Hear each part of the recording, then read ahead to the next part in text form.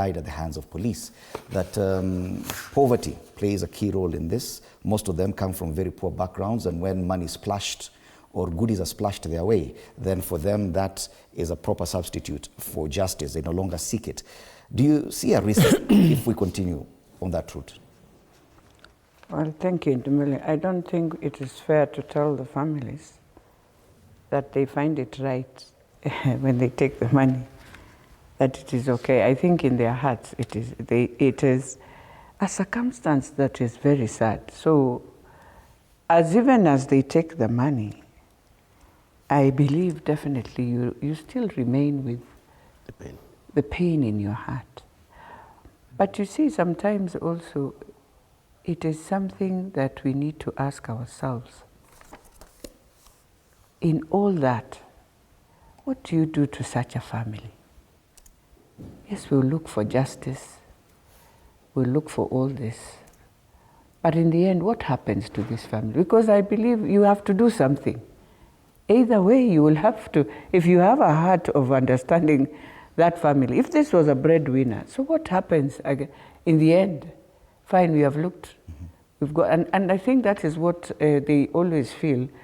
First of all, this justice of Kenya, where I'll go to court, I will go to court. Even I will not have the money to get into this court to start fighting for my own son. That I am coming all the way, the case is in Nairobi, I work every month, then the case, then the lawyer will push it.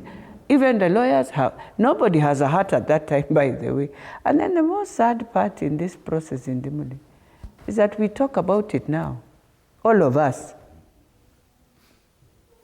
Trust me, after 2 months, nobody remembers the family. Nobody. We should not lie, because I have victims of our own, and I'm telling you, I think I'm the only one who ends up in that family. So once in a while. Compensation is the most important thing in such instances. It's not. It is not. I have said. It's also among the list of 10 items in the MOU between ODM and UDA, that the issue of compensation of all pending claims for people who've been killed in these demonstrations, going as far back as the ODM demonstrations, that is what your party leader really is pushing for. Why would you say that is what our party leader is really pushing for? I think he thought, and it has been there since 2007, that it is fair to start from a process as you move, because he knows, and we all know, that justice takes very long. So isn't it just fair to show this family, yes, we have accepted, first of all, we have absolutely done wrong. To me, it's a very ethical, immoral anyway, because in the end, this family will always remain in the dark without telling anyone. Who takes them even for counseling? Who does all those things? Because there are so many things after.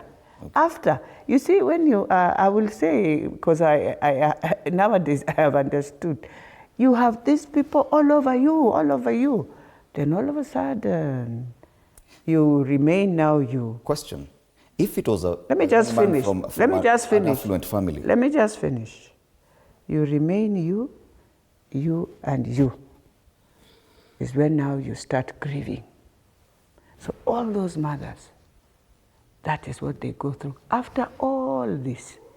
So even if we want to now come for a better solution in all this madness, is justice must be as quick as possible, and justice for real, where I will go home content that regardless of everything I've gone through, but I have seen justice.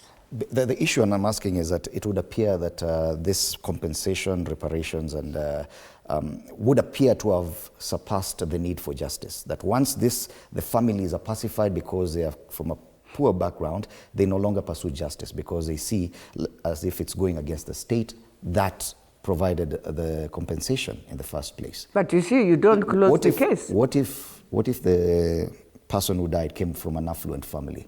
Would this suffice?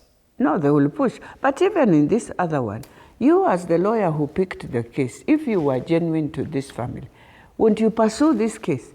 Because sometimes also you find the day of when the things are moving, we are 10 lawyers. So what happens in the end when the person now, the victim has been buried, what happens to the lawyers who are pushing the case?